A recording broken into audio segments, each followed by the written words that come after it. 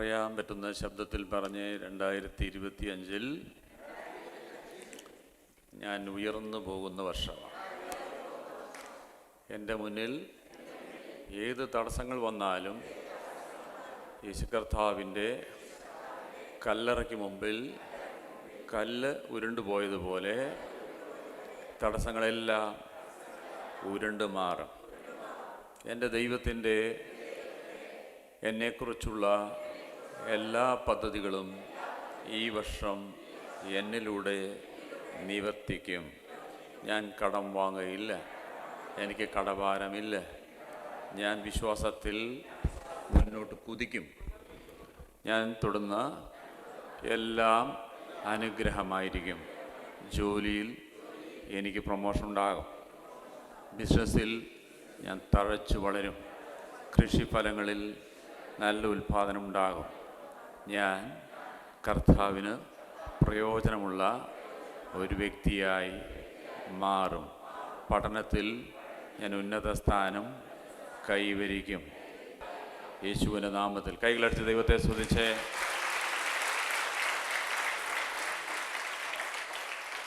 ഇരുന്നാട്ട്.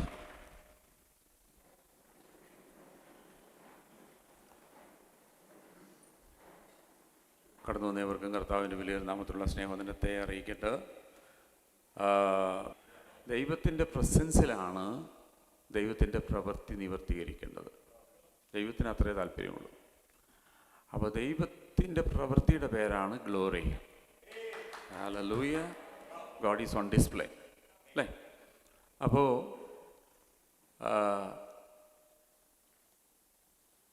ദൈവത്തിൻ്റെ മഹത്വം അല്ലെങ്കിൽ ദൈവത്തിൻ്റെ ഗ്ലോറി വെളിപ്പെടണമെങ്കിൽ ദൈവത്തിൻ്റെ നിറഞ്ഞ സാന്നിധ്യം വേണം. അടുത്തതൊന്ന്, ഇസ്രായേൽ ജനം ഇന്ന് അവിടെ പ്രസംഗിക്കാൻ പോകുന്നത്, ഇസ്രായേൽ ജനവും ഫെലിസ്തീനുമായിട്ടുള്ള യുദ്ധത്തിൽ വലിയ 2 തോൽവി അവർക്കുണ്ടായത്. ആദ്യത്തെ അടിയിൽ 4000 പേര് പോയപ്പോൾ രണ്ടാമത്തെ അടിയിൽ 30,000 പേര് നഷ്ടപ്പെട്ടു ഇസ്രായേൽ ജനത്തിന്. അത് മെസ്സേജ് കേൾക്കുമ്പോൾ മനസ്സിലാവും കേട്ട്. അപ്പോൾ അവർക്ക് മനസ്സിലായി നമ്മുടെ പ്രോസ്പെരിറ്റിക്കും നമ്മുടെ ഹെൽത്തിനും നമ്മുടെ സക്സസ്സിനും ആവശ്യമായത് പ്രസൻസാണ്. ആ പ്രസൻസ് ഇവിടെ ഇല്ല.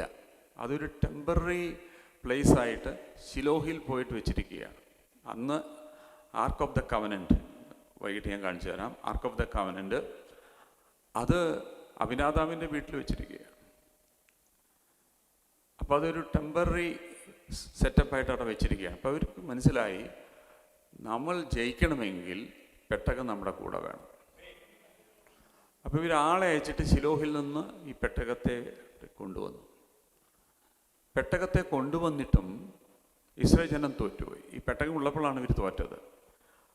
പെട്ടകം നിന്നെ തോൽപ്പിക്കാനുള്ളതല്ല, നിന്നെ ഉയർത്താനുള്ളതാണ്. കാരണം പെട്ടകം ഓബേദേദോമിൻ്റെ വീട്ടിൽ 3 മാസം കൊണ്ടാണ് സംഗതി മാറിപ്പോയത്. അപ്പോൾ പെട്ടകം തോൽപ്പിക്കാനുള്ളതും തോൽക്കാനുള്ളതല്ല, പെട്ടകം ഉയരാനുള്ളതാണ്. ഹല്ലേലൂയ. പക്ഷേ ഈ പെട്ടകം അവിടെ വന്നിട്ടും ഉയർച്ചയല്ല അവർക്കുണ്ടായത്, കൂട്ടമരണങ്ങളായിരുന്നു. ഏലി പുരോഹിതൻ മരിച്ചു, മക്കളിൽ 2 പേര്, ഫിനെഹാസ് മരിച്ചു, ഒഫ്നി മരിച്ചു, ഫിനെഹാസിൻ്റെ ഭാര്യ മരിച്ചു. ഭാര്യ മരിക്കുമ്പോൾ ആ കൊച്ചിനൊരു പേരും കൂടെ ഇട്ടിട്ടാണ് പോയത്. ഇവിടെ പ്രസൻസ് ഇല്ല. അതായത് ഇഖാബോദ്. ഖാബോദ് എന്ന് പറഞ്ഞാൽ weight of the glory. IY അതാണ് 2 വേർഡാണ്. ഖാബോദ്. ഈ ഖാബോദ് എന്ന് പറഞ്ഞാൽ എന്ന് പറഞ്ഞാൽ നോട്ട്, ഇല്ല. ഖാബോദ് പറഞ്ഞാൽ മഹത്വമില്ല. കൊച്ചിൻ്റെ പേര് മഹത്വമില്ല. ഇന്ന് സഭകളുടെ പേര് മഹത്വമില്ല. പ്രസൻസ് ഇല്ലാത്ത സഭ പിന്നെ നമ്മൾ ഖാബോദ് എന്ന് വിളിക്കാൻ പറ്റുമോ? പ്രസൻസ് ഇല്ല. അപ്പോൾ ഇവര് ഖാബോദ് എന്ന് അവർ വിശ്വസിക്കുന്ന പെട്ടകത്തെ അവർ കൊണ്ടുവന്നു. എന്നിട്ട് അവർക്ക് തോൽവി ഉണ്ടായതിൻ്റെ കാരണം ഏലി പുരോഹിതനും മക്കളും വക്രത ചെയ്തുകൊണ്ടിരിക്കുകയായിരുന്നു. അവർ കുരുത്തക്കേടിൻ്റെ ആസാമികളായിരുന്നു. അവർ ആലയത്തിൽ മ്ലേച്ഛത ചെയ്തുകൊണ്ടിരുന്നപ്പോൾ അവർ വിചാരിച്ചു നമുക്ക് എന്ത് തോന്നിയാസവും ചെയ്യാം, പക്ഷെ പ്രസൻസ് നമ്മുടെ കൂടെ ഉണ്ടല്ലോ. അപ്പോൾ നമുക്ക് തോന്നിയതുപോലെ വക്രത ചെയ്തുകൊണ്ടിരിക്കുന്നവരുടെ ഇടയിൽ പെട്ടകം പ്രവർത്തിക്കത്തില്ല.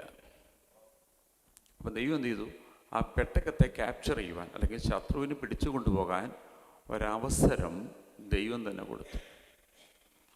അപ്പം അവരെന്ത് ചെയ്തു? ഫെലിസ്ത്യർ പെട്ടകം എടുത്തുകൊണ്ട് പോയി. സത്യത്തിൽ പെട്ടകം പാളയത്തിൽ വന്നപ്പോൾ ഇസ്രായേൽ ജനത്തിന് സന്തോഷമായി. അവർ വിചാരിച്ചു ഇനി നമുക്ക് തോൽവിയില്ല, ആർക്കും നമ്മളെ തോൽപ്പിക്കാൻ കഴിയത്തില്ല. സത്യമായിരുന്നു. പക്ഷേ ഇവിടെ സ്വഭാവം അവർ നോക്കിയില്ല. മനസ്സന്തരപ്പെടാത്തവരുടെ അടുത്ത് പെട്ടകം ഫലിക്കത്തില്ല. പെട്ടകം പ്രവർത്തിക്കണമെങ്കിൽ സ്വഭാവം നന്നായിരിക്കണം. ഹല്ലേലൂയ. ഇവർ വിചാരിച്ചു നമുക്ക് എന്ത് കുരുത്തക്കേടും ചെയ്യാം, പക്ഷെ പെട്ടകമുണ്ടല്ലോ. പക്ഷെ പെട്ടകത്തിൻ്റെ വാല്യൂ അവരറിയുന്നതിനേക്കാൾ കൂടുതൽ ഫെലിസ്ത്യർ അറിഞ്ഞിട്ടുണ്ട്. ഫെലിസ്ത്യർക്ക് ഇവരുടെ ആർപ്പ് വിളി ഉണ്ടായപ്പോൾ ഫെലിസ്ത്യർ അന്വേഷിച്ചു എന്തായിരിക്കും അവർക്ക് ഇത്രയും ആർപ്പ് വിളിക്കുള്ള കാരണമെന്ന് അന്വേഷിച്ചപ്പോൾ ഇസ്രായേൽ ജനത്തിൻ്റെ മഹത്വമായിരിക്കുന്ന ആർക്ക് ഓഫ് ദ കവനൻ്റ് അവരുടെ മധ്യത്തിൽ വന്നിട്ടുണ്ട്. അതിൻ്റെ ആർപ്പ് വിളിയാണ്. അപ്പോൾ അവരൊന്ന് പേടിച്ചു എന്നുള്ളത് സത്യമാണ്. പക്ഷെ അവർ പറഞ്ഞു കൂടുതൽ പേടിക്കേണ്ട. കാരണം പേടിക്കാനുള്ള കാരണം ഈ പെട്ടകം ഇസ്രായേൽ ജനത്തെ ഒരുപാട് സഹായിച്ചതും ശത്രുവിനെ തോൽപ്പിക്കാൻ ഒരുപാട് സഹായിച്ചതുമാണ്. ഹല്ലേലൂയ. അപ്പോൾ ദൈവത്തിൻ്റെ പെട്ടകം ഇപ്പോൾ ഇസ്രായേൽ ജനം പോയിക്കൊണ്ടിരിക്കുമ്പോൾ ഈജിപ്തുകാർ പിറകിൽ നിന്ന് ഫറവോനും കൂട്ടരും വന്നല്ലോ. ഇപ്പോൾ ഇസ്രായേൽ ജനം വളരെ പ്രതീക്ഷയോടെ പാലിൽ തിന്നുകൊടുക്കുന്ന കനാൻ ദേശം പ്രത്യാശയായിട്ട് പോകുന്ന സമയത്ത് പിറകിൽ നിന്ന് ഈ ശത്രു ഫോളോ ചെയ്യുന്നുണ്ടെന്ന് അത്ര ശ്രദ്ധിച്ചില്ല. പക്ഷെ മഹത്വം ശ്രദ്ധിച്ചു. അപ്പം മുന്നിൽ ഇവരെ നയിച്ചുകൊണ്ടിരുന്ന ആ തേജസ് നേരെ മുന്നിൽ നിന്ന് വന്ന് ബാക്കിൽ തിരിഞ്ഞു നിന്നപ്പോൾ ഫറവോനും സൈന്യവും തിരിഞ്ഞോടി. ഇസ്രായേൽ ജനത്തെ പ്രൊട്ടക്റ്റ് ചെയ്തത് ഈ മഹത്വമായിരുന്നു. ഹല്ലേലൂയ. അപ്പം അതുകൊണ്ട് ഫെലിസ്ത്യർക്ക് അറിയാം മഹത്വം വന്നാൽ പണി പാളും.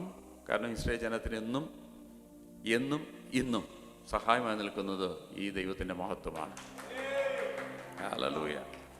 അതുകൊണ്ടാണ് ഇന്നത്തെ ഇസ്രായേലിനെ പോലും ആർക്കും ജയിക്കാൻ കഴിയാതെ പോകുന്നത്. ഹല്ലേലൂയ. ഓക്കെ. അപ്പോൾ ദൈവത്തിൻ്റെ വാഗ്ദത്തം ഒന്ന്. രണ്ട്, ദൈവത്തിൻ്റെ പെട്ടകം കൂടെ ഉണ്ടെങ്കിൽ ആർക്കും തോൽപ്പിക്കാൻ കഴിയത്തില്ല. പക്ഷെ അവർ പറഞ്ഞു എന്നാലും നോക്കാം. ഇവരുടെ സ്വഭാവം അനുസരിച്ചിട്ട് പെട്ടകം അങ്ങനെ പ്രവർത്തിക്കാൻ സാധ്യതയില്ലെന്ന് ഫെലിസ്ത്യന് മനസ്സിലായതുകൊണ്ട് അവർ പറഞ്ഞു നമുക്കൊരു കൈ നോക്കാം എന്ന് പറഞ്ഞപ്പോൾ അവർ നോക്കി. ഇസ്രായേൽ ജനം തോറ്റു. അതിൽ നിന്ന് 30,000 പേര് കാലാൽപ്പടയെ അവർ തീർത്തു കൊടുത്തു. എന്നിട്ട് പെട്ടകം അടിച്ചുകൊണ്ട് പോയി. ആ പെട്ടകം പോയപ്പോഴാണ് പ്രസവത്തിൽ കുഞ്ഞിന് പേരിട്ടിട്ട് ആ കൊച്ചു മരിച്ചത്. ഫിനെഹസിൻ്റെ ഭാര്യ ഇഖാബോദ് പ്രസൻസ് ഇല്ല. അപ്പം ആ പെട്ടകമില്ലെങ്കിൽ പിന്നെ അതിന് പറയുന്ന വേർഡ് മൻഡെയിൻ, ബ്ലാൻഡ്നെസ്, മെഡിക്കോ, ആകെ ഒരു എരിവും പുളിയില്ലാത്ത ഒരു ക്രിസ്തീയ ജീവിതം. എരിവും പുളിയൊന്നും ഇല്ലാത്ത ഒരു സാസാമട്ടിലൊരു പോക്ക് ഈ ക്രിസ്തീയ ജീവിതം. ഇത് അപകടമാണ്. ഹല്ലേലൂയ. യേശു കർത്താവ് ഇത്രയും സഹിച്ചതും യേശു കർത്താവ് മരിച്ചുയർത്തതും ഞാനും നിങ്ങളും പ്രസൻസിൽ ജീവിക്കാനാണ്. ഹല്ലേലൂയ. എന്നിട്ട് പ്രസൻസ് ഇല്ലാതെ പ്രസൻസ് ഉണ്ടെന്ന് ബോർഡും വെച്ചിട്ട് പ്രസൻസ് ഇല്ലാത്തൊരു സഭ അവിടെ ദൈവത്തെ പ്രതീക്ഷിക്കേണ്ട. കാരണം ദൈവമുള്ള സഭയിൽ പ്രസൻസ് ഉണ്ടാകും, പ്രസൻസ് ഉള്ളോടത്ത് ദൈവം ഉണ്ടാകും. ഒന്നുകൂടെ ഞാൻ പറയാം, പ്രസൻസിലെ ദൈവം ഇരിക്കത്തുള്ളൂ. ദൈവം ഇരിക്കുന്നോടത്ത് പ്രസൻസ് കാണും. ഹല്ലേലൂയ. അപ്പൊ പ്രസൻസിനെ ഒന്ന് ഡിവൈഡ് ചെയ്ത് നോക്കി. പ്രസൻസ് എന്നതിനെ രണ്ടാക്കിയാൽ പ്രീസെൻസ് എന്ന് വരും അല്ലേ ടീച്ചർ? അങ്ങനെയല്ലേ? പ്രീസെൻസ് എന്ന് പറഞ്ഞാൽ ദൈവം ഇടപെടുന്നതിന് മുമ്പേ നമ്മൾ സെൻസ് ചെയ്യുകയാണ്. ഹല്ലേലൂയ. ഇതിൻ്റെ അകത്തേക്ക് കയറുമ്പോഴേ ദൈവത്തെ കാണുന്നതിന് മുമ്പേ ഇവിടെ ദൈവം ഉണ്ടെന്ന് നമുക്ക് ഫീൽ വരും. അതാണ് അഡ്വാൻസ്, നമ്മളത് ഫീൽ ചെയ്യുന്നതാണ്. പ്രീസെൻസ് വരുന്നുണ്ട്. ഹല്ലേലൂയ. ഹല്ലേലൂയ. അത് മെസ്സേജാണ് എറണാകുളത്തുള്ളത്. നിങ്ങൾക്കുള്ള ഒരു മെസ്സേജ് എന്ന് പറയുന്നത് മർക്കോസിൻ്റെ സുവിശേഷം. Those who are watching us on media, God bless you with His mighty blessings. So let's turn our Bible into Mark chapter 10 verses 46 to 52. മർക്കോസിൻ്റെ സുവിശേഷം 10-ാം അധ്യായം 46, 47, 48, 49, 52. 46 മുതൽ 52 വരെ വായിച്ചു. അവർ യെരിഹോവിലെത്തി. പിന്നെ അവൻ ശിഷ്യന്മാരോടും വലിയ പുരുഷാരത്തോടും കൂടെ യെരിഹോവിൽ നിന്ന് പുറപ്പെടുമ്പോൾ തീമായിയുടെ മകനായ ബർത്തിമായി എന്ന കുരുടനായൊരു ഭിക്ഷക്കാരൻ വഴിയരികെ ഇരുന്നിരുന്നു. നസ്രായനായ യേശു എന്ന് കേട്ടിട്ട് അവൻ, ദാവീദ് പുത്ര യേശുവേ, എന്നോട് കരുണ തോന്നണമേ എന്ന് നിലവിളിച്ചു തുടങ്ങി. മിണ്ടാതിരിപ്പാൻ പലരും അവനെ ശാസിച്ചിട്ടും, ദാവീദ് പുത്ര, എന്നോട് കരുണ തോന്നണമേ എന്ന് അവൻ ഏറ്റവും അധികം നിലവിളിച്ചു പറഞ്ഞു. അപ്പോൾ യേശു നിന്നു, അവനെ വിളിപ്പിൻ എന്ന് പറഞ്ഞു. ധൈര്യപ്പെടുക, എഴുന്നേൽക്ക, നിന്നെ വിളിക്കുന്നു എന്ന് അവർ പറഞ്ഞു. കുരുടനെ വിളിച്ചു. അവൻ തന്റെ പുതപ്പിട്ടും കളഞ്ഞ് ചാടി എഴുന്നേറ്റ് യേശുവിന്റെ അടുക്കൽ വന്നു. യേശു അവനോട്, ഞാൻ നിനക്ക് എന്തു ചെയ്തു തരണമെന്ന് നീ ഇച്ഛിക്കുന്നു എന്ന് ചോദിച്ചതിന്, റബ്ബു, നീ എനിക്ക് കാഴ്ച പ്രാപിക്കണമെന്ന് കുരുടൻ അവനോട് പറഞ്ഞു. യേശു അവനോട്, പോക, നിന്റെ വിശ്വാസം നിന്നെ രക്ഷിച്ചിരിക്കുന്നു എന്ന് പറഞ്ഞു. ഉടനെ അവൻ കാഴ്ച പ്രാപിച്ചു. യാത്രയിൽ അവനെ അനുഗമിച്ചു. ബർത്തിമായിയുടെ അവസ്ഥ നിങ്ങൾ കേട്ടു. ഭിക്ഷക്കാരനാണ്, 2 കണ്ണുമില്ല. പക്ഷെ ഒന്നുണ്ട്, പ്രത്യാശയുണ്ട്. എന്ന് പറഞ്ഞേ, ഇന്നല്ലെങ്കിൽ നാളെ. അപ്പൊ അദ്ദേഹത്തിന്റെ സന്ദർശന സമയം വന്നപ്പോൾ അദ്ദേഹം കൺഫസ് ചെയ്തു, അല്ലെങ്കിൽ ക്രൈ ചെയ്തു, അല്ലെങ്കിൽ ഷൗട്ട് ചെയ്തു. ഹല്ലേലൂയ. അതിനുശേഷം നമ്മൾ കണ്ടത് അദ്ദേഹത്തിന് എന്താഗ്രഹിച്ചു അതെനിക്ക് ലഭിച്ചത്. ആമേൻ. നമ്മളെല്ലാം പ്രത്യാശയിൽ ജീവിക്കുന്നവരാണ്. നമ്മൾ വിശ്വാസത്തിലാണ് ജീവിക്കേണ്ടത്. പക്ഷെ നമ്മൾ വിശ്വാസത്തിലല്ല ജീവിക്കുന്നത്, നമ്മൾ പ്രത്യാശയിലാണ് ജീവിക്കുന്നത്. അത് തെറ്റല്ല. കാരണം വിശ്വാസം വേറെ, പ്രത്യാശ വേറെ. പ്രത്യാശയില്ലെങ്കിൽ വിശ്വാസമില്ല.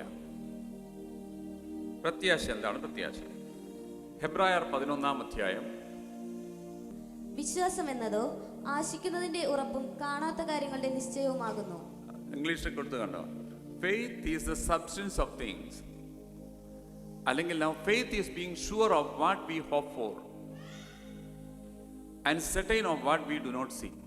അപ്പൊ ഫെയ്ത്ത് എന്ന് പറഞ്ഞാൽ നിങ്ങൾ എന്തൊന്നും കാണുന്നില്ല, അതിന്റെ പേര് ഫെയ്ത്ത് ആണ്. നിങ്ങൾ ഈ കാണുന്നതൊന്നും ഫെയ്ത്ത് അല്ല, പക്ഷെ നിങ്ങൾ എന്ത് കാണുന്നു അത് ഫെയ്ത്ത് ആണ്. ഫെയ്ത്ത് കാണും എന്ന് പറഞ്ഞേ. ഫെയ്ത്ത് എന്തിനെ കാണും? ഇല്ലാത്തതിനെ കാണും എന്ന് പറഞ്ഞേ. ഫെയ്ത്ത് ഇല്ലാത്തതിനെ കാണും. ഓക്കെ, അതുകൊണ്ടാണ് ഞാൻ പറഞ്ഞത്, വേറൊന്നും വേണ്ട, പണമൊന്നും വേണ്ട, ഫെയ്ത്ത് ഉണ്ടെങ്കിൽ ലെവല് മാറും. കാരണം ഫെയ്ത്തിന് പ്രശ്നമുണ്ട്. ഇന്നില്ലാത്തത് നാളെ ഉണ്ടാകും, നാളെ ഉണ്ടാക്കാം. പക്ഷെ ഫെയ്ത്തിന്റെ ഏറ്റവും വലിയ സബ്സ്റ്റൻസ് എന്ന് പറയുന്നത് ഹോപ്പാണ്. എന്ന് പറഞ്ഞാൽ ഹോപ്പ് എന്ന് പറയുന്നത് പ്രത്യാശയാണ്. ഹോപ്പ് എന്ന് പറയുന്നത് ആഗ്രഹമാണ്. ഹോപ്പ് എന്ന് പറയുന്നതാണ് നമ്മളെ ജീവിക്കാൻ നമുക്കൊരാവേശം നൽകുന്നത്. ഇല്ലെങ്കിൽ നമ്മളെന്നോ തൂങ്ങി മരിച്ചു. അപ്പം മുന്നോട്ട് പോകാൻ കഴിയുന്നില്ല എന്ന് പറയുമ്പോൾ ഈ ആത്മഹത്യ ചെയ്യുന്നവര് സാധാരണ പറയാറുണ്ട്, ആത്മഹത്യക്ക് ശ്രമിച്ചവർ പിന്നെ ഒരിക്കലും ആത്മഹത്യക്ക് ശ്രമിക്കത്തില്ല എന്നൊക്കെ പറയുന്നുണ്ട്. പക്ഷെ ശ്രമിച്ചവരിപ്പോൾ ശ്രമിക്കുന്നൊക്കെ ഉണ്ട്, വേറെ കാര്യം.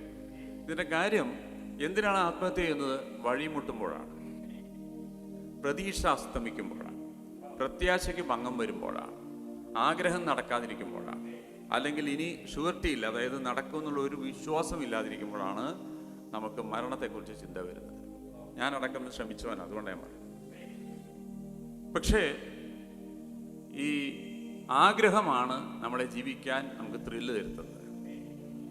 ജീവിക്കാൻ, അതായത് നമ്മൾ എന്തിനാഗ്രഹിക്കുന്നു, ആഗ്രഹമില്ലാത്ത വ്യക്തികളുടെ എല്ലാം ജീവിതം എൻ്റെ ആണ്. ആമേൻ. ഇന്നലെ ഇല്ല, ഇന്നുണ്ട്, ഇന്നില്ലെങ്കിൽ നാളെ ഉണ്ട്. ഇതിൻ്റെ പേരാണ് പ്രത്യാശ എന്ന് പറഞ്ഞ പ്രത്യാശ. ഹല്ലേലൂയ. അപ്പോൾ ഇതിൻ്റെ അകത്തുള്ള ചെറിയ കുഞ്ഞുങ്ങൾക്ക് വരെ പ്രത്യാശയുണ്ട്, വലിയ പ്രായമുള്ളവർക്ക് പ്രത്യാശയുണ്ട്, എല്ലാവർക്കും പ്രത്യാശയുണ്ട്. ഈ പ്രത്യാശയാണ് രാവിലെ എഴുന്നേറ്റ് നമുക്ക് എഴുന്നേക്കാൻ 6 ദിവസം ജോലിക്ക് പോകുന്നവരാണ്. ആകെ ഒരു ഞായറാഴ്ച കിടന്നുറങ്ങാൻ ആർക്കും സന്തോഷമാണ്. പക്ഷെ തിങ്കളാഴ്ച എഴുന്നേൽക്കുന്നതിനേക്കാൾ ആവേശത്തിൽ നിങ്ങൾ ഞായറാഴ്ച എഴുന്നേൽക്കുന്നത് നിങ്ങൾക്ക് ഈ കാര്യത്തിൽ പ്രത്യാശയുള്ളത് കൊണ്ടാണ്. Hallelujah, hallelujah. അപ്പോൾ ചിലതിന് നമുക്ക് മടി വരുന്നത് പ്രത്യാശ കുറയുമ്പോഴാണ്. പ്രത്യാശ കുറയുമ്പോൾ മടി വരും. അപ്പം നീ ഇത്രയും ലീവ് കിട്ടാൻ കാത്തിരുന്നു, കിട്ടിയ ഉടനെ ചാടി ഓടി വന്നത് അപ്പനെയും അമ്മയും കാണുന്നതിനേക്കാൾ കൂടുതൽ സഭയ്ക്ക് വരാനാണ്. ശരിയല്ലേ? അപ്പം ഇത് പ്രത്യാശയാണ്. ഓക്കെ. അപ്പം ഇതിൽ ഈ മനുഷ്യന് വർഷങ്ങളായിട്ടുള്ള ഒരു പ്രത്യാശയായിരുന്നു, എനിക്ക് കണ്ണിന് കാഴ്ച കിട്ടണം. ഹല്ലേലൂയ. ദൈവം നമ്മളെ സൃഷ്ടിച്ചിരിക്കുന്നത് പ്രത്യാശയിൽ ജീവിക്കാനാണ്. ഇപ്പം നിങ്ങൾ 1 പത്രോസ് 1 Peter 1:3 1 പത്രോസ് 1:3 ഒന്ന് വായിച്ചേ. Born again to a living hope. ജീവിക്കുന്ന പ്രത്യാശ. തന്റെ മഹത്വത്താലും വീര്യത്താലും നമ്മെ വിളിച്ചവന്റെ പരിജ്ഞാനത്താൽ അവന്റെ ദിവ്യശക്തിക്ക് ജീവനും ഭക്തിക്കും വേണ്ടിയതൊക്കെയും നമുക്ക് ദാനം ചെയ്തിരിക്കുന്നുവല്ലോ. അവയാൽ അവൻ നമുക്ക് വിലയേറിയതും അതിമഹത്വമായ വാഗ്ദത്തങ്ങളും നൽകിയിരിക്കുന്നു. God has given us a new birth into a living hope. നമ്മൾ വീണ്ടും ജനിച്ചത് ഒരു ലിവിങ് ഹോപ്പിനാണ്, ജീവിക്കുന്ന പ്രത്യാശയ്ക്കായി. അത് തന്നെയാണ് നമ്മെ ജീവനുള്ള പ്രത്യാശ എന്ന് പറഞ്ഞേ. അപ്പം നമ്മുടെ ആഗ്രഹങ്ങൾക്ക് എന്തുണ്ട്? നമ്മുടെ ആഗ്രഹങ്ങളൊന്നും മരിച്ചിട്ടില്ല, നമ്മുടെ ആഗ്രഹങ്ങളെല്ലാം ജീവിച്ചിരിക്കുകയാണ്. ഹല്ലേലൂയ. ജീവനുള്ള പ്രത്യാശ എന്ന് പറഞ്ഞാൽ യേശു കർത്താവ് ഇതാ വരുന്നു, ജീവനുള്ള പ്രത്യാശയാണ്. ഹല്ലേലൂയ. ഇന്നലെ വന്നിട്ടില്ല, ചിലപ്പോൾ ഇന്ന് വരാം. നമ്മളെന്തിനാ നമ്മളെ തന്നെ വിശുദ്ധീകരിച്ചൊക്കെ സൂക്ഷിക്കുന്നതിൻ്റെ കാര്യം? സ്വർഗത്ത് പോകുമെന്നുള്ള പ്രത്യാശ, യേശു കർത്താവ് ചേർക്കാൻ വരും എന്നുള്ള പ്രത്യാശ. ഇതിൻ്റെ പേര് ജീവനുള്ള പ്രത്യാശ. അതുകൊണ്ട് വീണ്ടും ജനിച്ചപ്പോൾ അത് ജീവനുള്ള പ്രത്യാശയ്ക്കായിട്ടാണ് രക്ഷിക്കപ്പെട്ടത്. ഒന്ന് പറഞ്ഞ ജീവനുള്ള പ്രത്യാശ. ഇനി റോമർ 12:12, Romans 12:12. Rejoice in your hope. ആശയിൽ സന്തോഷിപ്പിൻ. ആശയിൽ സന്തോഷം. ഒറ്റ വേടേ കൊടുത്തിട്ടുള്ളൂ. ആശയിൽ സന്തോഷിപ്പിൻ. Rejoice in hope. See, rejoice in. അപ്പൊ പ്രത്യാശ ഉണ്ടെങ്കിൽ റിജോയ്സ് ചെയ്തോണം. ഹല്ലേലൂയ. പ്രതീക്ഷയുണ്ടെങ്കിൽ ആനന്ദിപ്പിൻ. പ്രത്യാശയില്ലാത്തവൻ കരയും, പ്രത്യാശയുള്ളവൻ ആനന്ദിക്കും. ഇന്ന് നിങ്ങൾ ആനന്ദിക്കുന്നുണ്ടെങ്കിൽ അതിൻ്റെ അർത്ഥം നിങ്ങൾക്ക് പ്രത്യാശയുണ്ടെന്ന്. പ്രത്യാശയുള്ളവൻ കംപ്ലൈന്റ് പറഞ്ഞുകൊണ്ടിരിക്കത്തില്ല, പ്രത്യാശയുള്ളവൻ സന്തോഷിച്ച് ജീവിക്കും. ഹല്ലേലൂയ. ഈ ഭർത്തിമായി ആരോടും എനിക്ക് കണ്ടില്ല, എൻ്റെ സ്ഥിതി ഇങ്ങനെയെന്ന് പറഞ്ഞൊന്നും ബൈബിൾ എഴുതിയിട്ടില്ല. ഒരു ദിവസം എൻ്റെ ആഗ്രഹം നടക്കും, നല്ല ഉറപ്പാണ്. ഓക്കെ. അപ്പൊ ഈ ആഗ്രഹ വിഷ്, അതാണ് ഇതിന്റെ പ്രത്യാശ. Rejoice in hope. ഇനി അടുത്ത ഉടനെ patient in tribulation. Okay. Patient in tribulation എന്ന് പറഞ്ഞാൽ പ്രതിസന്ധികളിനകത്ത് മൗനമായി നിന്നോളാൻ. കഴിഞ്ഞ ദിവസം മെറ്റാമോർഫോസിസ് എന്നുള്ള ഇതിൽ നിന്ന് ബട്ടർഫ്ലൈയെ കുറിച്ച് ആൻറ്റി എന്നെ സഹായിക്കാൻ ഒരു ക്ലാസ് എടുത്തു. അപ്പോൾ ഇപ്പോഴത്തെ പിള്ളേരൊക്കെ അത് ശരിക്കും പഠിച്ചിട്ടുണ്ട്. ഞങ്ങളെ കാലത്തൊന്നും ഞങ്ങളങ്ങനെ പഠിപ്പിച്ചിട്ടില്ല. ഈ പൂമ്പാറ്റ എന്ന് പറയുന്നത് ഒരു എഗ്ഗിന്ന് തുടങ്ങുന്നതാണ്. ആ എഗ്ഗിന്ന് തുടങ്ങി അവസാനിക്കുന്നതാണ് പൂമ്പാറ്റ. എഗ്ഗ് വളരെ ചെറുതാണ്, ഇതിനേക്കാൾ 1000 മടങ്ങ് വലുപ്പത്തിലാണ് പൂമ്പാറ്റ വരുന്നത്. പക്ഷെ പൂമ്പാറ്റയുടെ ലാസ്റ്റ് സ്റ്റേജ് എന്ന് പറയുന്നത് പൂപ്പ, അല്ലേ? പൂപ്പ. അതായത് കാറ്റർപില്ലർ ഇലയിൽ നിന്ന് മടുത്ത് തൂങ്ങിക്കിടക്കുന്ന ഒരു സ്റ്റേജുണ്ട്. ആ തൂങ്ങിക്കിടക്കുന്ന സ്റ്റേജിൽ അത് മൗനമായിട്ട് അവിടെ അനങ്ങാതെ ഇലയിൽ പറ്റിപ്പിടിച്ച് നിൽക്കുകയാണ്. അതിന് തിന്നേണ്ടത് മാക്സിമം തിന്നു. നമ്മളിപ്പോൾ തിന്നുന്ന ഇല വേടാണ്. എന്നിട്ട് തൂങ്ങി തല കീഴായിട്ട് കിടക്കുകയാണ്. നമ്മൾ കാണുമ്പോൾ അത് സൈലൻ്റ് ആണ്, പക്ഷെ അതിൻ്റെ അകത്ത് കൂടെ ഒരുപാട് പ്രോസസ്സിങ് കടന്നു പോകുന്നുണ്ട്. അത് ഭയങ്കര വേദനാജനകമാണ്. പുറത്തുള്ളവർക്ക് ആർക്കും അറിയത്തില്ല, അത് തന്നെ സഹിക്കുക. ഈ വേദനയുടെ ഇടയിലാണ് ഇതിൻ്റെ ചിറക് പുറത്തേക്ക് വരുന്നത്. ഹല്ലേലൂയ. ഇന്ന് പകൽക്കാലം ഇതേ അവസ്ഥയിലൂടെയാണ് നമ്മളും കടന്നു പോകുന്നതെങ്കിൽ, ഇത് ദൈവത്താൽ പ്ലാൻ ചെയ്തതാണെങ്കിൽ ഈ വേദനയുടെ മധ്യത്തിൽ നിന്റെ ചിറക് പുറത്തു വരും.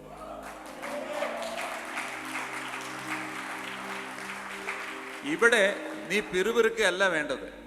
യോസേപ്പ് പൊട്ടക്കിണറിൽ കിടക്കുമ്പോഴും കാരാഗ്രഹത്തിൽ കിടക്കുമ്പോഴും പോത്തിപ്പറിന്റെ കൂടെ ഇരിക്കുമ്പോഴും ഒക്കെ സന്തോഷത്തോടെ അല്ല പോയത്. കാരണം വീട്ടിൽ രാജകീയമായി കഴിഞ്ഞ ഒരു മനുഷ്യനെ കൊടുത്തിട്ടാണ് അടിമയായിട്ട് ജീവിക്കുന്നത്.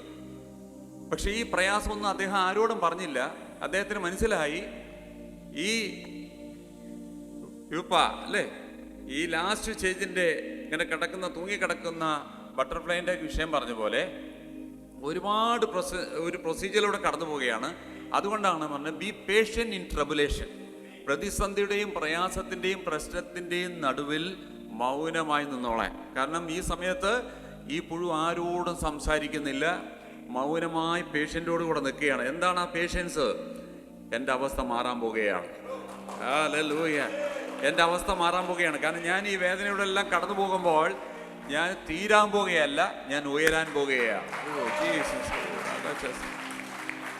ഹല്ലേലൂയ.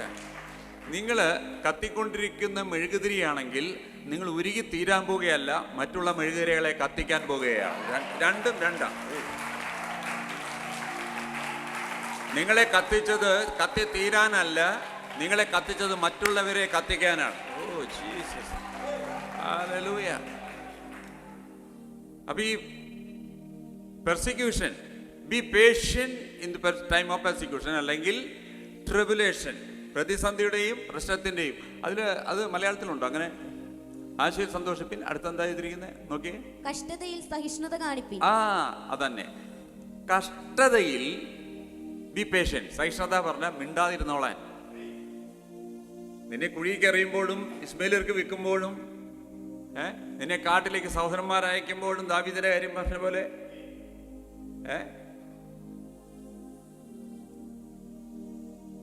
പ്രാർത്ഥിപ്പിൻ. എബേസിന്റെ കാര്യം പറഞ്ഞതുപോലെ വേദന എന്നുള്ള പേര് കിട്ടും. എല്ലാവരും വേദന വേദന എന്ന് വിളിക്കുന്നു. കഷ്ടതയിൽ അതുപോലെ പ്രയാസത്തിൽ പേരും കൂടെ വേദനയാണെങ്കിൽ പിന്നെ ജീവിതം എങ്ങനെയായിരിക്കും? ശലോമോൻ എന്നാണ് പേര്. ഇസ്രായേലിന് 40 വർഷം സമാധാനം ഉണ്ടായത് ഈ മനുഷ്യൻ കാരണമാണ്. കാരണം ശലോമോൻ എന്ന് പറഞ്ഞാൽ സമാധാനം എന്നാണ്. അതുകൊണ്ട് അബ്രഹാമിന്റെ പേര് എബ്രഹാം ആക്കിയത്. എബ്രഹാം എന്ന് പറഞ്ഞാൽ ജാതികൾക്ക് പിതാവെന്നാണ്. അപ്പൊ ആ പേര് ഇട്ടത് അതിന് പേരായി. ഹല്ലേലൂയ.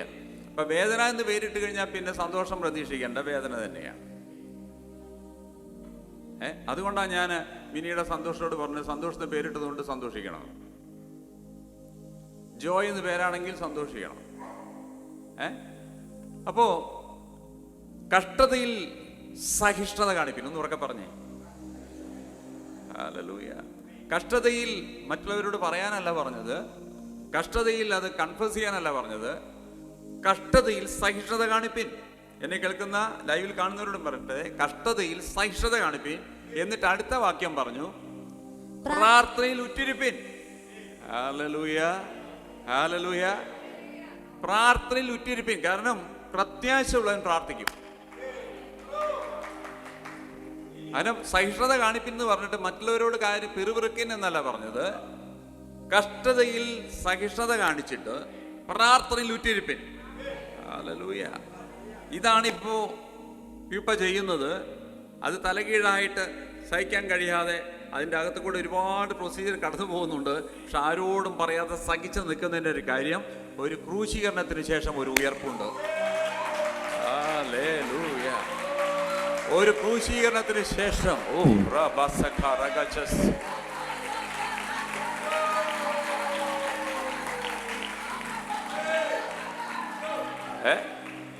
ക്രൂശീകരണത്തിന് ശേഷം ഒരു ഉയർപ്പുണ്ട്. അടുത്തിരിക്കുന്ന വ്യക്തിയോട് പറഞ്ഞേ, ക്രൂശീകരണത്തിന് ശേഷമാണ് ഉയർപ്പെന്ന്. അപ്പൊ എനിക്ക് ക്രൂശീകരണം വേണ്ട എന്ന് പറഞ്ഞാൽ ഉയർപ്പ് പ്രതീക്ഷിക്കരുത്. ഉയർപ്പ് പ്രതീക്ഷിക്കുന്നുണ്ടെങ്കിൽ ക്രൂശീകരണം കഴിഞ്ഞിട്ടേ ഉള്ളൂ. നിങ്ങൾ ഹെബ്രായർ 12:2 എടുത്തേ. ഹെബ്രായർ 12:2 ഇതിന്റെ ഫസ്റ്റ് സീരീസ് ആണിത്. നമ്മൾ ഡീപ്പിലേക്ക് ഇറങ്ങും കേട്ടോ. ബർത്തിമായിലേക്ക് നമ്മൾ മടങ്ങി വരുമ്പോൾ ചിലപ്പോൾ ദിവസങ്ങളാവും. വിശ്വാസത്തിന്റെ നായകനും പൂർത്തിവരുത്തുന്നവനുമായ യേശുവിനെ നോക്കുക. തന്റെ മുൻപിൽ വെച്ചിരുന്ന സന്തോഷമോർത്ത് അവൻ അപമാനം അലക്ഷ്യമാക്കി ക്രൂശിനെ സഹിക്കുകയും. 1 യേശു കർത്താവിന്റെ മുമ്പിൽ വെച്ചിരിക്കുന്ന സന്തോഷം, 2 ക്രൂശിനെ സഹിച്ചു. 2 വേടേ എനിക്ക് വേണ്ടു. ഞാൻ ഈ ക്രൂശിനെ സഹിച്ചത് എൻ്റെ മുന്നിൽ ഒരു സന്തോഷമുള്ളത് കൊണ്ടാണ്. അല്ലാതെ ക്രൂശ് നല്ല കാര്യമായതുകൊണ്ടോ ക്രൂശ് അത്ര ഈസി ആയതുകൊണ്ടൊന്നുമല്ല. ഈ ക്രൂശിൻ്റെ വേദനയേക്കാൾ വലുതാണ് എനിക്ക് കിട്ടാൻ പോകുന്ന സന്തോഷമെങ്കിൽ ഞാൻ ഈ ക്രൂശ് അങ്ങ് സഹിക്കും. Hallelujah, hallelujah. യേശു കർത്താവിൻ്റെ ക്രൂശീകരണത്തെ അഭിനയിക്കാൻ ഒരുത്തനെ വിളിച്ചപ്പോൾ അതുവരെ യേശുവിൻ്റെ ജീവിതം മുഴുവനും അവൻ അഭിനയിച്ചു, ഒരു കുഴപ്പമുണ്ടായിരുന്നില്ല. ഇപ്പോൾ തന്നെ പാഷൻ ഓഫ് ക്രൈസ്റ്റിൽ അഭിനയിച്ച വ്യക്തി സുഖമില്ലാതെ കിടപ്പിലാണെന്നാണ് ഞാൻ അറിഞ്ഞത്. കാരണം എന്തൊക്കെ ക്യാമറ ടെക്നിക്ക് ഉണ്ടെങ്കിലും ചിലതൊക്കെ സഹിച്ചേ പറ്റത്തുള്ളൂ. അതുകൊണ്ട് അദ്ദേഹം രോഗിയായി എന്ന് പറയുന്നു.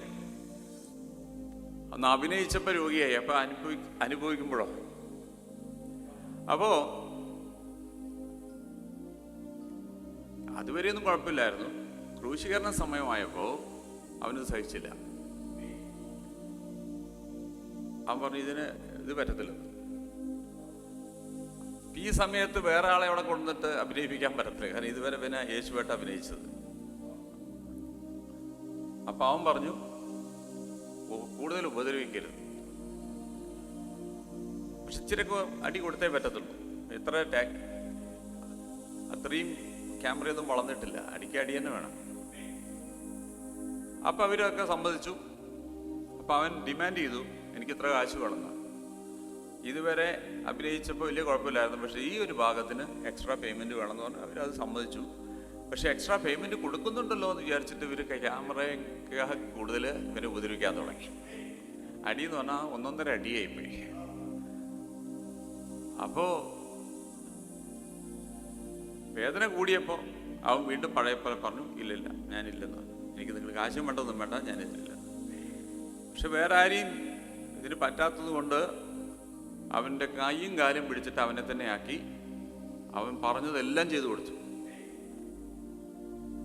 എന്നിട്ട് ലാസ്റ്റില് ഇവരെ കൈയും കാലും കൂടെ ആ മരത്തിൽ കെട്ടിയിട്ടേ, ക്രൂശ് കെട്ടിയിട്ടേ, ഈ ക്രൂശിനെ കെട്ടുമ്പോൾ ക്രൂശിൽ കൊണ്ടേ തറക്കിയല്ലായിരുന്നു, ക്രൂശിൻ്റെ ആ ഒരു ഭാഗം മാത്രമാണ് ചുമലിൽ കെട്ടുന്നത്.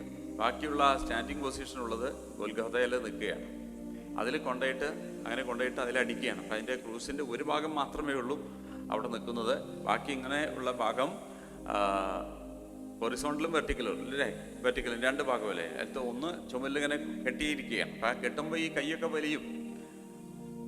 അപ്പം പക്ഷേ ഇവൻ്റെ കൈയും ഒക്കെ കെട്ടിയപ്പോൾ ഇവനൊന്നും ചെയ്യാൻ പറ്റത്തില്ല. 2-3 പ്രാവശ്യം അവൻ അടിച്ചതാണ്. ഒരു പ്രാവശ്യം അവരടിച്ചപ്പോൾ ഇവൻ്റെ കണ്ണിൽ കൂടെ തേനീച്ച പാറി. അവൻ തിരിച്ചൊന്നാൻ കൊടുത്തു. ആരെ? യേശുവേ. അപ്പോൾ അവർ ഇനി എന്ത് ചെയ്യും? ഇനി ഇവൻ്റെ കൈ അനങ്ങാതിരിക്കാൻ ഇവൻ്റെ കൈ ശരിക്കങ്ങ് കെട്ടി, കാലിങ്ങനെ വേണ്ടേ, അതും അനങ്ങാതിരിക്കാൻ അതുകൂടെ കെട്ടിയിട്ടാണ് ക്രൂശിലേക്ക് ആക്കുന്നത്. അപ്പം അവന് ഒരു നിവൃത്തിയില്ല. അവന് കാശ് ഇത്രയും കൊടുക്കുന്നുണ്ടല്ലോ, ശരിക്കും അടിക്കുകയാണ്. അപ്പം അവൻ ക്രൂശിൽ വെച്ചിട്ട് പറഞ്ഞ കാര്യമാണ് ഇപ്പം പറയുന്നത്, അടിച്ചോടാ, ഇത് കഴിഞ്ഞിട്ടൊരു ഉയർപ്പുണ്ടല്ലോ എന്ന്. ഇപ്പം ചെയ്യേണ്ടതൊക്കെ ചെയ്തോ, ഞാനിങ്ങ് ഇറങ്ങി വരുന്നു. യേശു അങ്ങനെ പറഞ്ഞിട്ടില്ല. അപ്പൊ ചെയ്യേണ്ടത് മുഴുവനും ചെയ്തോ, ഇത് കഴിഞ്ഞിട്ടൊരു ഉയർപ്പുണ്ട്. അപ്പൊ യേശു കർത്താവ് ഒരു സന്തോഷം, ആ സന്തോഷം എന്ന് പറഞ്ഞ് പിതാവിൻ്റെ അടുക്കൽ ഇരിക്കുന്നതാണ്. ഹല്ലേലൂയ. അപ്പൊ ഈ പിതാവിൽ നിന്ന് സെപ്പറേഷനാണ് പാപം.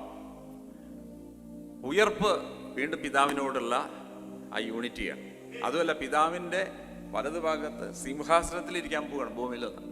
അപ്പൊ ആ സന്തോഷം ഓർത്തിട്ട് എന്ത് ചെയ്തു?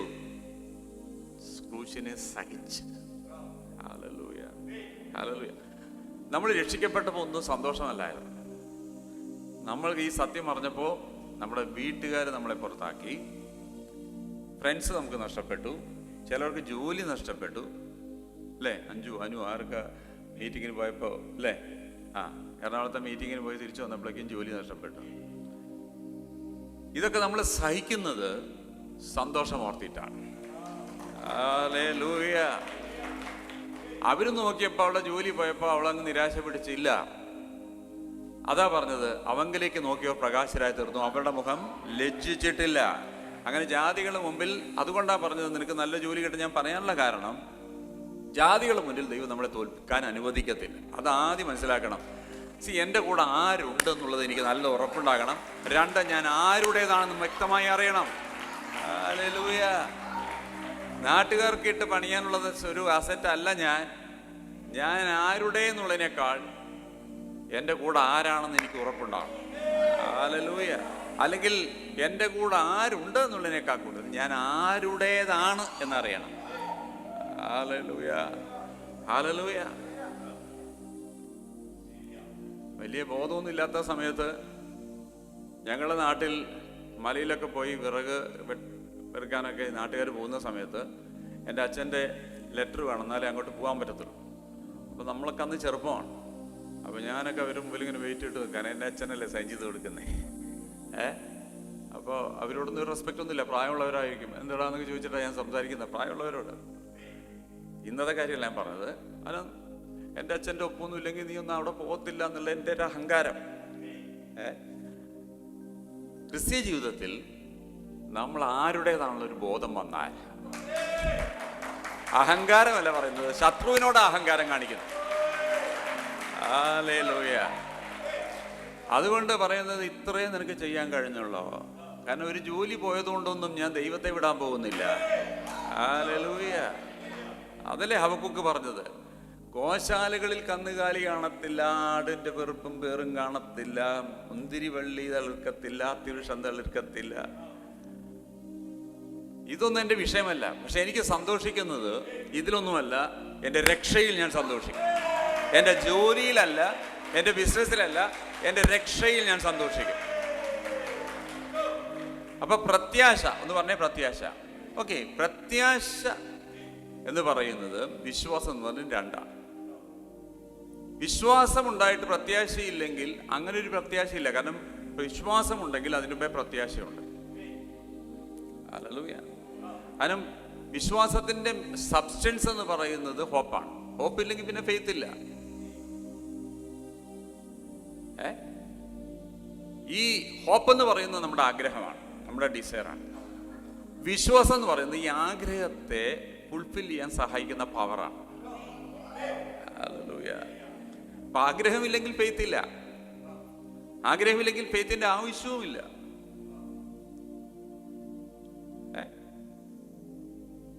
പക്ഷെ ആഗ്രഹത്തെ പുറത്തു കൊണ്ടുവരുന്നത് ഫെയ്ത്താണ്. ഹല്ലേലൂയ. ഇപ്പൊ കിണറിൽ ഫുള്ള് വെള്ളമുണ്ട്, ആ വെള്ളത്തെ പുറത്തെടുക്കുന്ന ബക്കറ്റ് ഫെയ്ത്താണ്. ഹല്ലേലൂയ. മനസ്സിലാവുന്നുണ്ടോ? അപ്പൊ നമുക്ക് എല്ലാവർക്കും ആഗ്രഹങ്ങളുണ്ട്, നല്ല ഒരുപാട് ആഗ്രഹങ്ങളുണ്ട്. ഇതൊന്നും നടക്കുന്നില്ല. ഇതിന്റെ കാരണം പ്രത്യാശ മാത്രമേ ഉള്ളൂ, ഫെയ്ത്ത് ഇല്ല. അപ്പൊ ഈ മാസം നമ്മൾ കവർ ചെയ്യുന്നത് എങ്ങനെ ഞാൻ ഫെയ്ത്തിനെ കൊണ്ടുവരും. പ്രത്യാശയെ കുറിച്ച് പറയണ്ട, കാരണം എല്ലാവർക്കും ഇമ്മിണി ആഗ്രഹങ്ങളാണ്. ഒന്നും രണ്ടും ഒന്നും അല്ല, ഒത്തിരി. ആഗ്രഹമില്ലെങ്കിൽ നിങ്ങൾ ഇവിടെ വരത്തില്ലായിരുന്നു. കാരണം പ്രത്യാശ നിന്നാൽ ആത്മഹത്യക്ക് പോകും.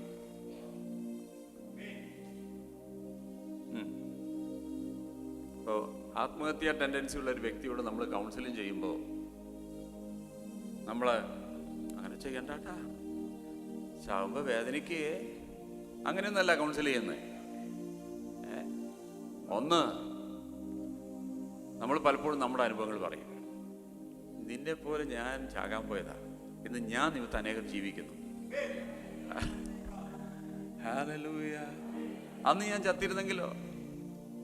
അപ്പൊ അതുകൊണ്ട് നമ്മൾ പറയുന്നത്, ഇന്നത്തെ അവസ്ഥ വിട്ടോ, നിനക്കൊരു നാളെ വരുന്നുണ്ട്. ഹല്ലേലൂയ. ഇതാ നമ്മൾ കൗൺസിലിംഗ് ചെയ്യുന്നത്. അപ്പോഴാണ് അവർക്ക് ഇവിടെ നമ്മളോട് പറഞ്ഞിട്ടില്ലെങ്കിലും ജീവിതം മടുത്തു എന്ന് പറഞ്ഞവരെയാണ്. തിരുവനന്തപുരത്ത് കഴിഞ്ഞ ദിവസം ആരാ സാക്ഷി? ബോസും റോയി ഉണ്ടായിരുന്നു. അത് നമ്മുടെ പറഞ്ഞതല്ലേ.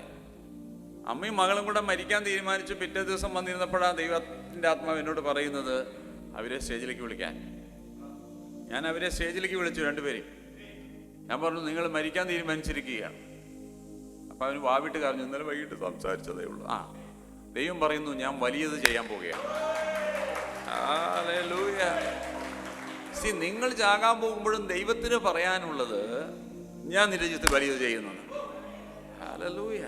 കാരണം നിന്നെ വിളിച്ചിരിക്കുന്നത് പ്രത്യാശയ്ക്കാണ്. നിന്നെ വിളിച്ചിരിക്കുന്നത് ആത്മഹത്യക്കല്ല, നിന്നെ വിളിച്ചിരിക്കുന്നത് പ്രത്യാശയ്ക്കാണ്. ഒന്നുറക്കെ പറഞ്ഞ്, എന്നെ വിളിച്ചിരിക്കുന്നത് നല്ല പ്രത്യാശയ്ക്കാണ്. ഹല്ലേലൂയ. അപ്പൊ അവിടെ എന്താ എഴുതിയിരിക്കുന്നത്? വിശ്വാസത്തിന്റെ നായകനും പൂർത്തി വരുത്തുന്നതുമായ യേശുവിനെ നോക്കുക. നമ്മുടെ റോൾ മോഡൽ യേശുവാണ്. തൻ്റെ മുമ്പിൽ വെച്ചിരുന്ന സന്തോഷമോർത്ത് ക്രൂശിനെ സഹിച്ചു. ആമേൻ, ആമേൻ. അപ്പൊ പ്രത്യാശ എന്ന് പറഞ്ഞു കഴിഞ്ഞാൽ, ഇപ്പോ പ്രാർത്ഥിച്ചോണേ, ഞാൻ ഓടാൻ പോവുക, സ്പോർട്സാണേ, ഞാൻ ഓടാൻ പോവുക, ഞാൻ ജയിക്കുന്നതാണ് എൻ്റെ വിശ്വാസം. അത് വിശ്വാസമല്ല, എൻ്റെ പ്രത്യാശ എന്ന് പറഞ്ഞാൽ അത് കേട്ടോ. പ്രത്യാശ വരുന്നത് മനസ്സിലും വിശ്വാസം വരുന്നത് ഹൃദയത്തിലുമാണ്. വലിയൊരു പോയിന്റാണ് ഞാൻ പറയുന്നത്. കാരണം നിങ്ങളുടെ ആഗ്രഹം നിങ്ങളുടെ മനസ്സിലാണ്. എൻ്റെ മനസ്സിൻ്റെ ആഗ്രഹം ഇതാണ് നിങ്ങൾ പറയുന്നതാണ്. പക്ഷേ ആഗ്രഹം വരുന്നത് മനസ്സിലും വിശ്വാസം വരുന്നത് ഹൃദയത്തിലുമാണ്. അതുകൊണ്ടാണ് യേശുവിനെ രക്ഷകനായി സ്വീകരിച്ചപ്പോൾ അത് പ്രത്യാശയിലായിരുന്നു. പ്രത്യാശയ്ക്കായി രക്ഷിക്കപ്പെട്ടു. രക്ഷിക്കപ്പെടുമ്പോൾ നിങ്ങൾ എങ്ങനെ രക്ഷിക്കപ്പെട്ടത്? മനസ്സുകൊണ്ടാണ് വിശ്വസിച്ചത്, ഹൃദയം കൊണ്ടാണ്? അവിടെയാണ്. മനസ്സുകൊണ്ട് വിശ്വസിക്കുന്നവര് നിലനിൽക്കത്തില്ല. അതുകൊണ്ടാണ് അവർ ചാടിപ്പോകുന്നത്. ഹൃദയം കൊണ്ട് യേശുവിനെ വിശ്വസിക്കുന്നവരെ നിലനിൽക്കത്തുള്ളൂ. അതിനാണ് രക്ഷ എന്ന് പറയുന്നത്. അത് പറഞ്ഞേ, മനസ്സുകൊണ്ടല്ല രക്ഷിക്കപ്പെടുന്നത്, ഹൃദയം കൊണ്ടാണ് രക്ഷിക്കപ്പെടുന്നത്. ചിലർക്ക് ആ വാക്യം വായിച്ചാലേ അവർക്ക് മനസ്സിലാകത്തുള്ളൂ. ബേസിക് ക്ലാസ്സാണ്. Roman 10:9.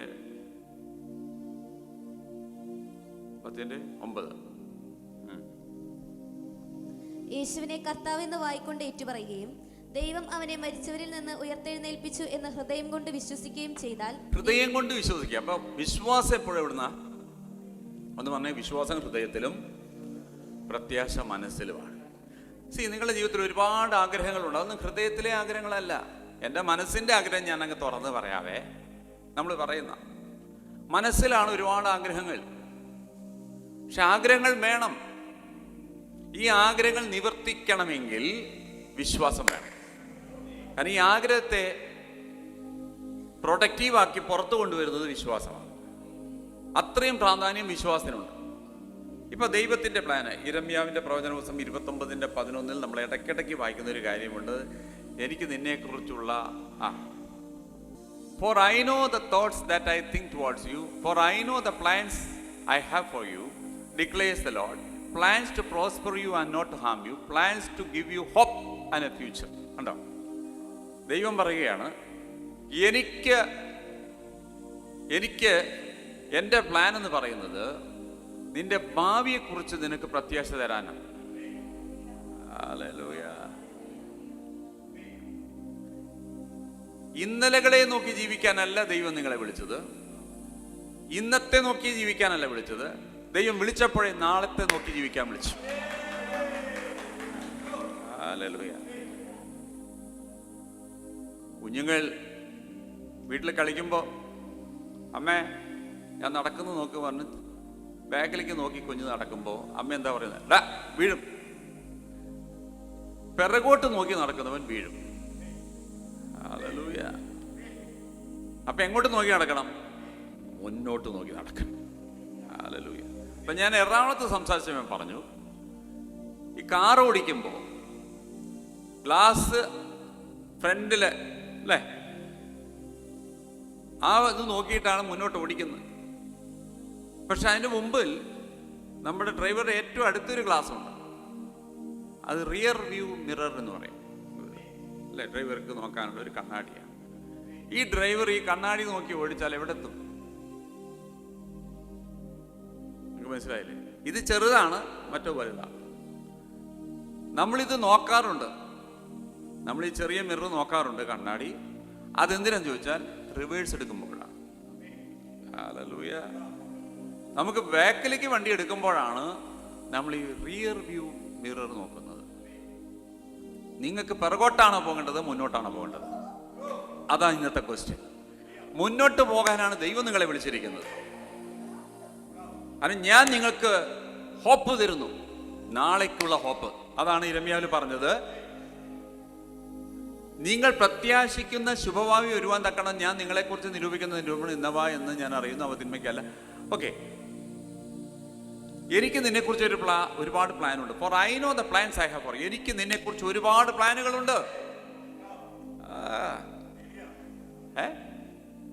I know the plans I have for you. എനിക്കറിയാം നിന്നെക്കുറിച്ച് ഒരുപാട് പ്ലാനുണ്ട്. അത് നീ ചാകണമെന്നുള്ളതല്ല. Plans to prosper you. അഭിവൃദ്ധി, അതാ പ്രോസ്പെരിറ്റി എന്ന് പറഞ്ഞത്. എല്ലാ ഫീൽഡിലും നീ ഉയർന്നു വരുന്നതാണ് എൻ്റെ പ്ലാന്. ശത്രു വന്നത് അറുപ്പാനും ഒടിപ്പാനും മോഷ്ടിപ്പാനുമാണ്. എൻ്റെ വിഷയം അതല്ല. ഞാൻ വന്നത് നിന്റെ പ്രോസ്പെരിറ്റിക്കാണ്.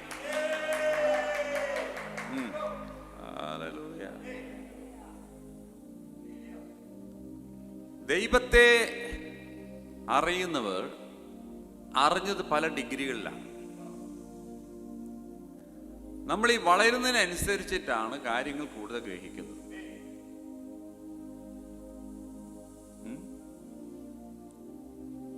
ജനിച്ച ഉടനെ നമുക്ക് അറിയത്തില്ലായിരുന്നു ആരാ അപ്പൻ. അറിയാമായിരുന്നു? ഇല്ല. ആരാ അമ്മ, ആരാ അപ്പൻ? അതുകൊണ്ടാണ് നമ്മൾ വിളിക്കാതിരുന്നത്. നമുക്ക് ഉറപ്പില്ലായിരുന്നത് ആരാ. കുറച്ച് കഴിഞ്ഞപ്പോൾ ആദ്യം നമ്മൾ മനസ്സിലാക്കിയത് അമ്മയാണ്. എന്നിട്ട് നമ്മൾ അമ്മയെ തിരിച്ചറിഞ്ഞു എന്നറിഞ്ഞപ്പോൾ നമ്മളെ അമ്മയെ കാണുമ്പോൾ മാത്രം ചിരിക്കാൻ തുടങ്ങി. പിന്നെ അമ്മ പറഞ്ഞു കൊടുത്തു ഇതാണ് അപ്പൻ. അപ്പൊ അപ്പന്റെ കയ്യിലും അമ്മയുടെ കയ്യിലും മാത്രമേ നമ്മൾ പോയിരുന്നുള്ളൂ. ഒരു സ്ട്രേഞ്ചർ വന്നാൽ നമ്മൾ ഇങ്ങോട്ട് മുഖം തിരിക്കുക. ഞാൻ എൻ്റെ അമ്മയെ തിരിച്ചറിഞ്ഞപ്പോൾ ഈ അമ്മ വേറൊരു കൊച്ചിനെ എടുക്കുന്ന എനിക്ക് ഇഷ്ടമല്ലായിരുന്നു. കാരണം അമ്മയുടെ കുഞ്ഞ് ഞാനാ. എന്താ പിന്നെ അങ്ങോട്ട് നോക്കി, അവളങ്ങനെ ഇരുന്നോ? ആണോ? ഇപ്പോഴും അങ്ങനെയാണ്.